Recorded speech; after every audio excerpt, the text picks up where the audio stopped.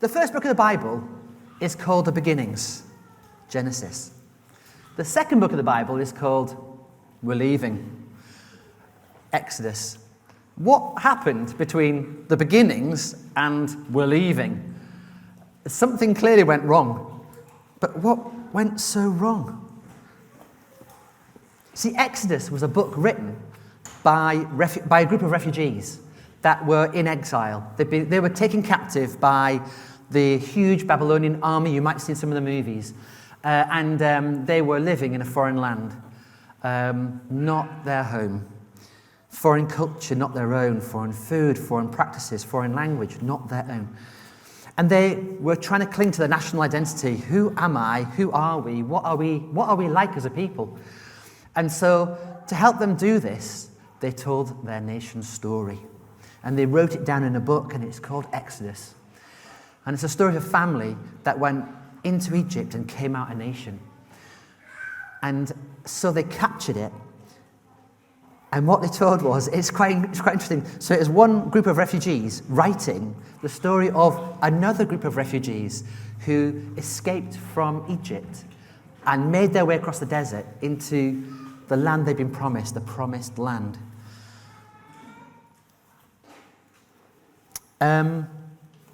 So I've been thinking about refugees, and the last couple of months at church we've been talking about inclusion and different themes around inclusion, and how can we make people feel welcome? How do we include people who are not like us, who don't think, dress, look, talk, speak, whatever, like us? People who are different sometimes can be a bit more challenging to understand someone who's not like you, or not like me. So today I just want us to think a little bit about people who are not like us and how we can welcome them. And thinking about refugees, given the story of Exodus, it reminded me of a time when my aunt paid for me and my sister to go and visit her. She lives in Australia.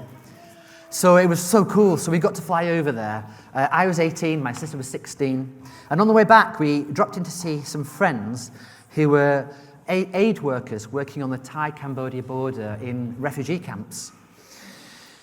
And at the entrance, I'll never forget this, at the entrance to the refugee camp, next to the gate, was this huge sign, really tall sign. And it was hand-painted and all in primary colours. And at the top of the sign, it just said, freedom. And then beneath the sign, it was kind of like a manifesto for a nation living in exile that wanted to return home. That's fine, that's cool, celebrating freedom. And it said things like this, from what I can remember, it said things like, we want to be free of fear and persecution. We want to be free of violence.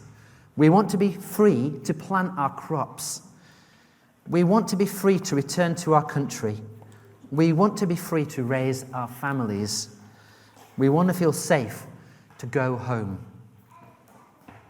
We want our freedom. And I remember looking at that sign and thinking, what exactly is freedom? Is that what freedom is? Really? I mean, that's a lot, but there's like an individual sense of freedom and there is a corporate sense of freedom. There's this guy, Isaiah Berlin, who, if you have a look at his picture online, he has an impressive beard.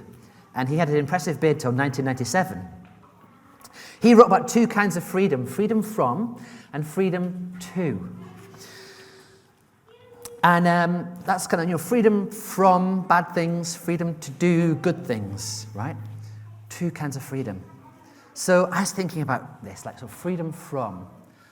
At the minute, I'd just like to be free from having to go and watch really boring League Two football on a Saturday afternoon.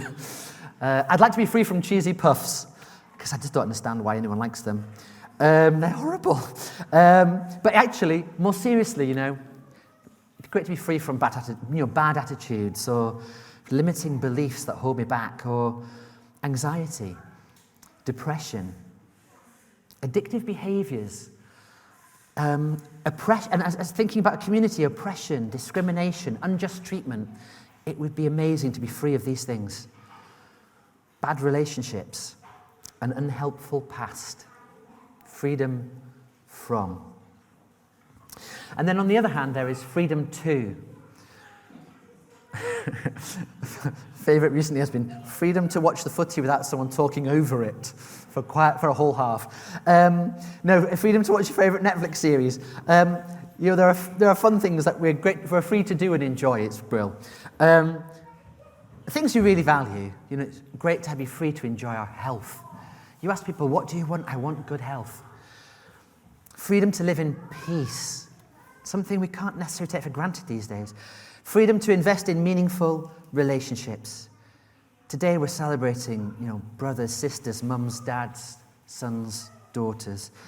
To live, laugh and love, as wall hangings and gift shops remind us. Also, Jesus reminds us today in Matthew, freedom to feed the hungry and thirsty.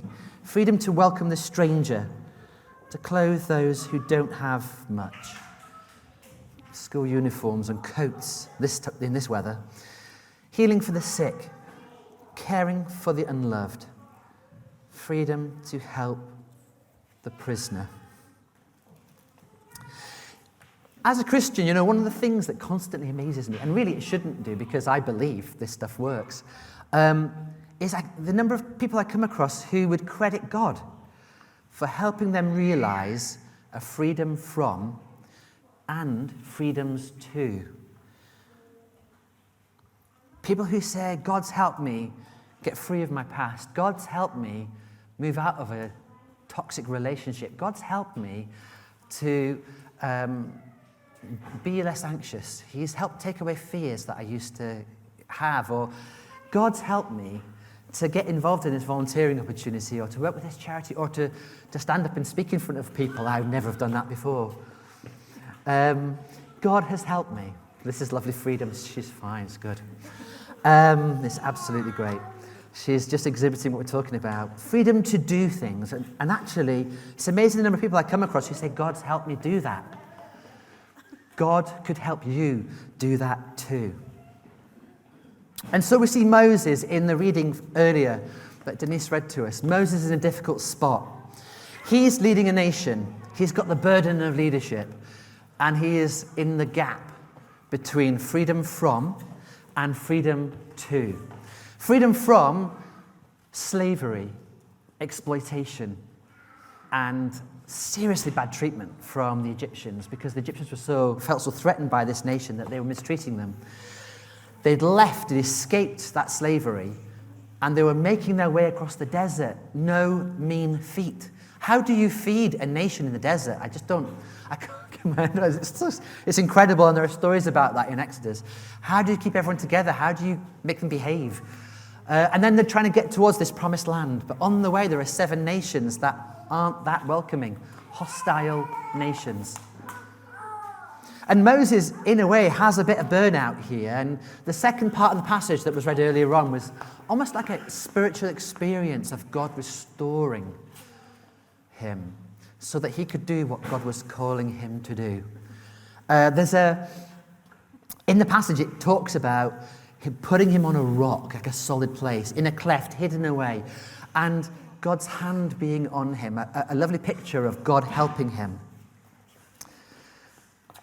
So God restores him to lead the people from something that was awful towards something that is better. To a land flowing with milk and honey. This week, I put a carton of milk in the fridge on its side. And my wife pointed out that the fridge was flowing with milk, said my honey. So I was in trouble for that. But anyway, so milk and honey. It sounds good. That was kind of this lovely picture, this vision that they painted of where they wanted to go to, a nation where things would be provided, where it would be better. It wouldn't be like it was in Egypt. We're going towards something that's better. But Moses, but God had enough of the people, the way they were behaving. It's like the people kept going towards God, away from God. Towards God, away from God. And that's the story that weaves through Exodus. And so God just says, look, I've had enough of this. You're just like a faithless people, and I'm trying to help you to something better. I'm not doing it anymore.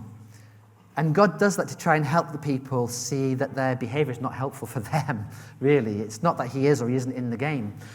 And so Moses goes out to talk to God in the story. There's a place called the tent of meeting outside the campsite. And it's this moving story where the people come to their tents and they watch Moses walk through the campsite and go out to the tent of meeting to talk to God. And Moses is trying to negotiate with God to say, God, we need your help here because we're in the desert. We haven't got much. How are we going to survive? We need your help.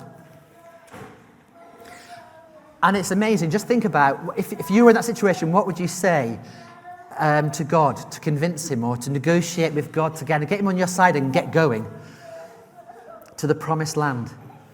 So he goes out and he says this. God, if you're not going, I'm not going. If you're not going, I'm not going. I just want you to think about your week that's coming up now, about the challenges that you face or the people you're dealing with or the things that you might think, that's so hard. And maybe Moses' prayer could be your prayer today.